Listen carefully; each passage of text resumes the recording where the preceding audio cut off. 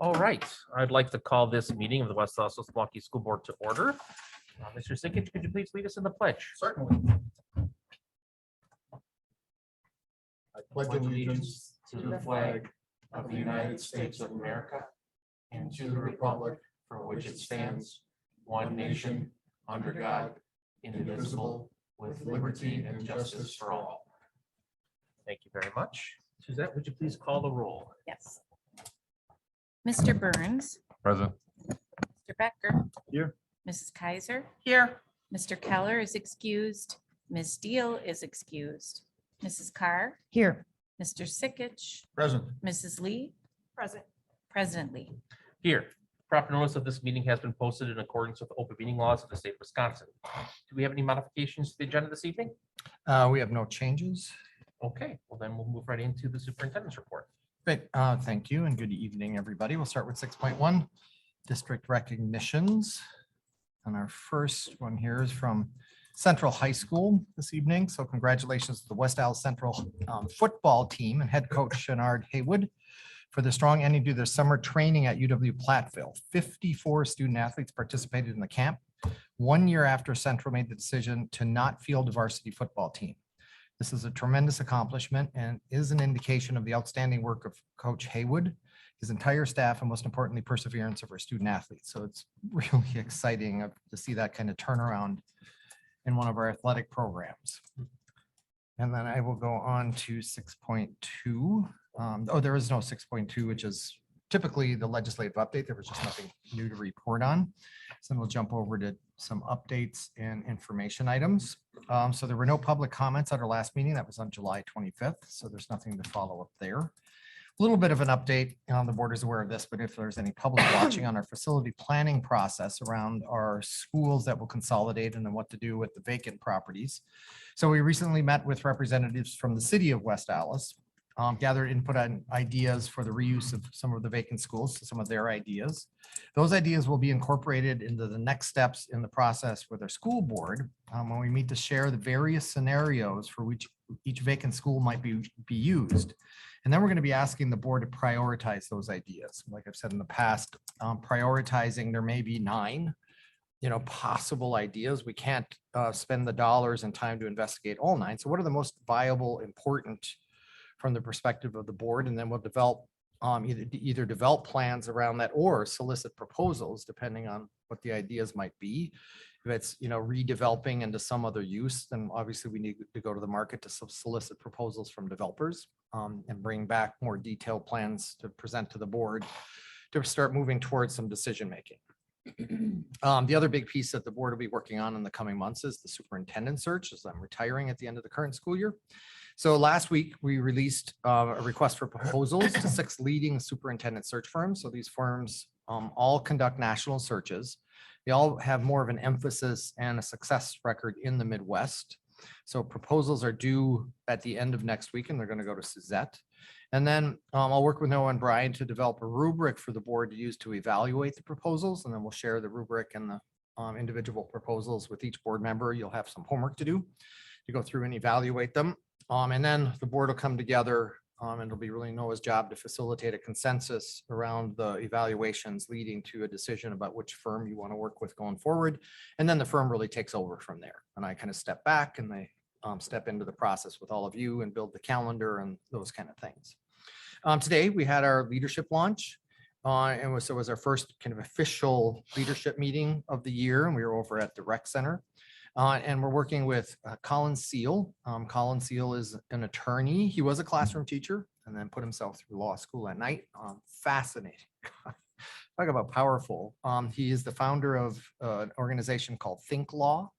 And he started in the space of using the way he was trained in law school as a way to teach young people all the way down to even using fairy tales with kindergartners about critical thinking. So thinking like a lawyer in terms of critical analysis, and his great examples and really kind of things you can walk away with going, yeah, we can do this.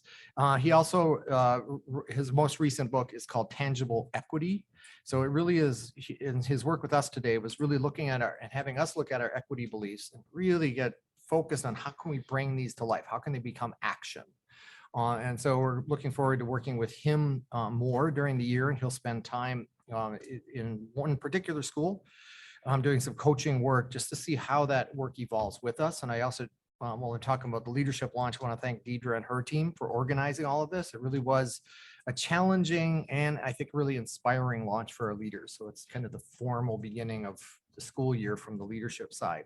And then lastly, I just ran over, and Joe, I heard you were there too, from the Deeper Learning Virtual Academy photojournalism exhibition. I misjudged getting from my house to Camino with State Fair traffic. And so I didn't have a lot of time to spend, but got to spend, I guess, time with a young man, Jaquan Denton, who just really blew my mind that here's this young guy that is just blossoming in a virtual environment. Beautiful job presenting his photojournalism display. I recognized a building in one of his pictures. I said, that's the old Harambe. He goes, how do you know that? I said, I lived on the corner when I was in college. I couldn't afford to live anywhere else. So we had a really great conversation. He aspires to go into robotics and automation. And I said, so question for you, do you like math? And he went, I love math. I was like, okay, that's the answer. That's the right answer. And so, yeah, I'm glad I had the opportunity to get there and look forward to kind of seeing what comes as, they start doing exhibitions as well, even though they're, a virtual school. Part of the unique design was it includes in-person demonstrations of learning, just like we expect from all of our young people. So great way to kind of begin the new school year with, students. So it was a great night. And that concludes the superintendent's report. All right, thank you very much. So we'll move on to item number 7, which is public comments this evening. Currently, I don't see anyone sign up for public comments, but I just want to give anyone who might be listening via Zoom an opportunity. There should be a link in the chat to sign up for public comments. Anyone who would like to address the board has 3 minutes to do so. They must start by stating their name and their address. And there will be no back and forth conversation with the board. If there's anything that is brought up that could be readily answered at that time, we can provide that information. Otherwise, any other requests for information would be answered by the next regular Board of Education meeting. So I'll just leave 30 seconds here. If there's anyone who is on via Zoom, we have no one here in person this evening who may want to sign up and address the board.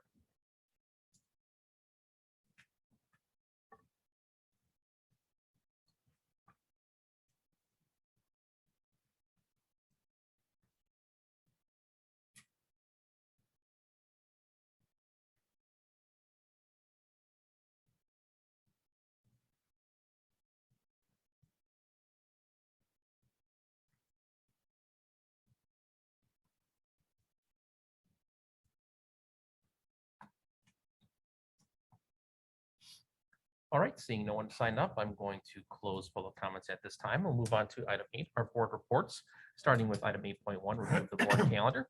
So today is Monday, August 8th, and we have our regular Board of Education meeting. Our next meeting is on Monday, August 15th at 6 p.m., where we have a financial stability and efficiency workshop. We'll talk about health insurance and wellness center RFP presentations, as well as facility and grounds overview, including an update of our long-range facilities master plan. Then on Monday, August 22nd at 6 p.m., we have a regular Board of Education meeting. And then Monday, on September 12th at 6 p.m., we have a public budget hearing and regular board meeting. So let's move on to item 8.2, our board committee reports, starting with item 8.2.1, communication and community relations. Mr. Sikich? Mr. President, I do not have a report at this time. Okay. Does anyone have any comments or questions for Mr. Sikich's committee that he would like to have considered at his next meeting? Seeing none, we'll move on to item 8.2.2, life readiness through college and career preparation. Ms. Kaiser. All right, good evening. Tonight, the Life Readiness College and Career Preparation Committee met. We discussed the district professional development.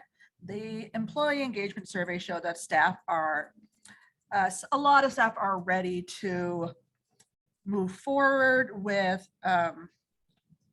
how to move forward, like after professional development, where to go with it. They kind of know what to do, how to incorporate it. And we got some who are not quite sure how we're going to do that.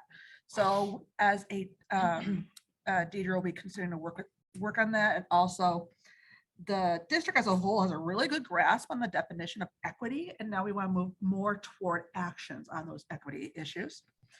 We're going to provide more department and grade level time for folks as well during that professional development. We discussed the digital portfolios that will be eventually on our main website. Currently, teachers have made entries, but students eventually will input their I can statements. And Hallie mastered what standard with reflections and the process of learning. So like, we can say, oh, that kid can do this, but do they understand how they got there, reflect on the how and the why? And then we discussed as a committee, our focus on the graduate profile through the digital portfolios this year, the committee as a goal. And that's all I have. All right, thank you very much. Does anyone have any questions for Ms. Kaiser, her committee regarding her report? Or any questions or things you'd like considered at their next meeting? All right, seeing none, we'll move on then to item 8.3, board member reports of community events. Is there any events the board, any board members attended? Yes, Ms. Kaiser. I just wanted to put out there a reminder that Wilson and Docky are parking cars for the state fair. It's a great way to support our PTAs and our schools during the state fair and cheaper prices than other locations. And also the youth theater is putting on Matilda at Hale on August 11th, 12th, 13th, and the 14th, and tickets are on sale now. Excellent, thank you very Always much. great shows. Hope everyone can attend all of those events, both parking and and Matilda. Any other events that board members have attended would like to give a shout out to? Mr. Becker. As Marty was saying, I went to the to the virtual academy event tonight at Camino, and fortunately, I know exactly how long it takes to get to Camino from my house. Go there frequently, but it was a great event. All the kids did a really nice job. They had about a half dozen students over there, and every one of them approached me. I didn't ask them to tell me about it. They came to me, which is good because I'm the shy one. I don't usually initiate. I'm pretty bad at that generally, so. It was really good, and specifically the young man who Marty mentioned as well. It was quite a personal story, and his drive. He was telling me about the business that he runs. He runs landscaping in the winter and in the summer. So it was really nice to see. We got to meet the principal, and I thought just the synopsis of what the school does at the opening right at the door. It was a really nice. Really nicely captures what they do. So I'm looking forward to seeing more from them. They invited me to sit in on any of the virtual classes and just observe. So I'll be doing that in the coming months, I'm sure. Fantastic. Thanks so much for sharing. Anyone else? All right, seeing now, we'll move on to item 9, our consent agenda this evening. We have 3 things. Item 9.1, the approval of minutes from our July 25th, 2022 meeting. Item 9.2, our employment summary, and item 9.3, our supplementary contracts. Does anyone need anything separated out?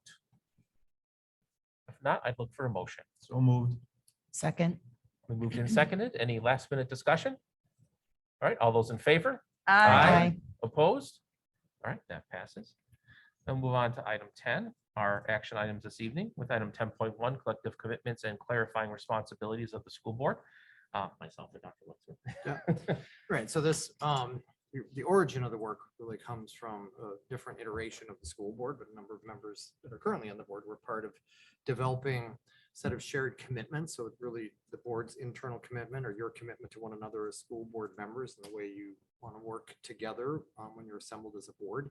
It is common practice for boards to develop these, and often they're kind of unique to the culture of the school district and the board, and ours, I think, reflect that.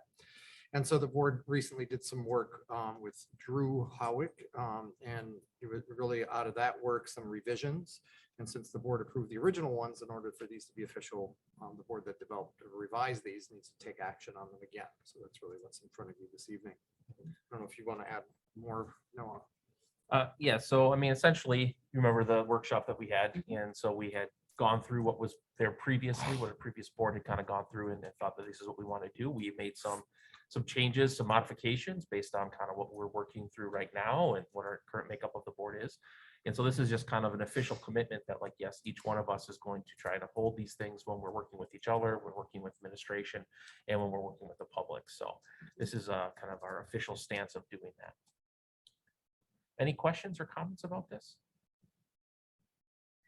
Because if not, look for a motion. Move to approve. Second. Moved and seconded. Any last minute discussion? All those in favor? Aye. Opposed? All right, that passes. Okay, so now what we need to do, I need a motion to adjourn. And then I'll need another motion to move back into opening up as a committee of the whole, so we can finish up with the last part of our meeting. So first, the motion to adjourn. Move to adjourn the regular board meeting. Second. Moved and seconded. All those in favor? Aye. Opposed? All right, so we adjourned and then I need a Move to- motion Move to reconvene as a committee of the whole. Second. moved and seconded. And Suzette, we need a roll call for that. Yes. Please. Mrs. Lee, Okay, I read it. present. Mrs. Kaiser, Yes. Mr. Sickett, Yes. Mr. Burns, Yes. Mrs. Carr, Yes. Mr. Keller's excused, Mr. Becker, Yes. Ms. Deal is excused, and President Lee. Yes. Okay. Okay, so we're gonna go to 12.2, which is approved board policy updates from December 2021 as a first reading. Dr. Lexman, if you want to give a little update. Sure. So the board is aware that we work with Neola, as many school districts in Wisconsin, Michigan, other states do in terms of our policy platform and keeping policies up to date. And so twice a year, Neola releases revisions, whether recommended or required. So the required ones are, typically if state statute changes or there's a new statute on the books that then requires the board to adopt policy. But there is almost always some recommended language changes because of things that have happened in interpretation in other school districts. And then they advise everybody that this language is clearer. So some of those kind of things also come through in the recommended updates. On most of these have gone through some conversation at committee level. So where there's a committee associated with a set of policies, there's a conversation then when we get the recommendations from Neola at the committee level. So that's the finance, it's the student services, it's the curriculum instruction. Those policies have all been through the appropriate committees at this point.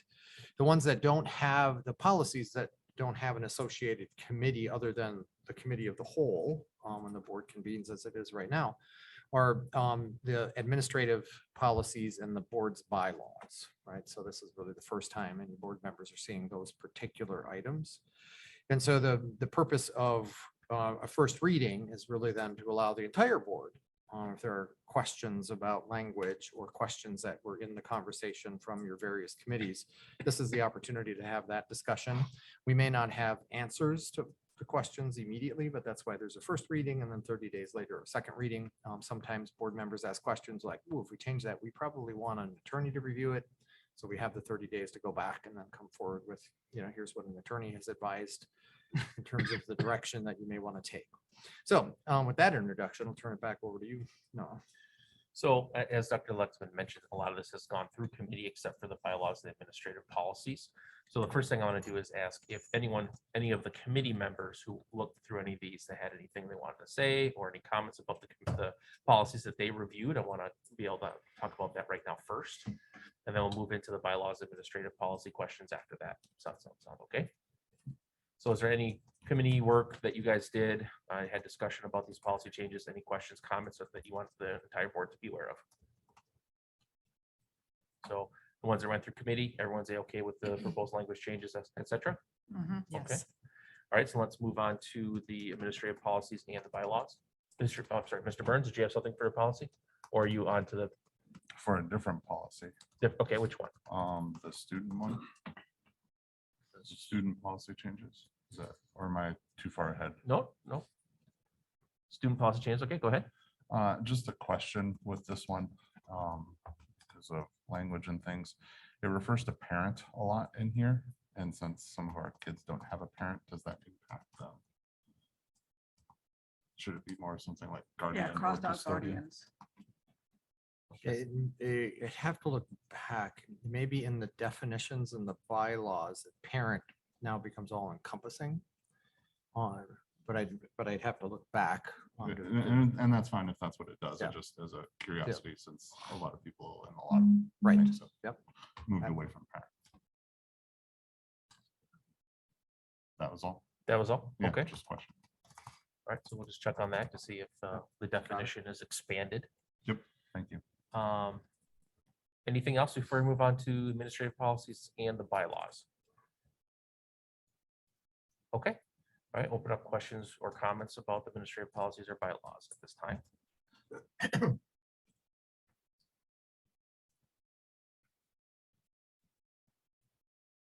Anything at all? Everything looks good to everybody? Okay, so then just one last chance. Any further discussion about these? Otherwise, I would look for a motion.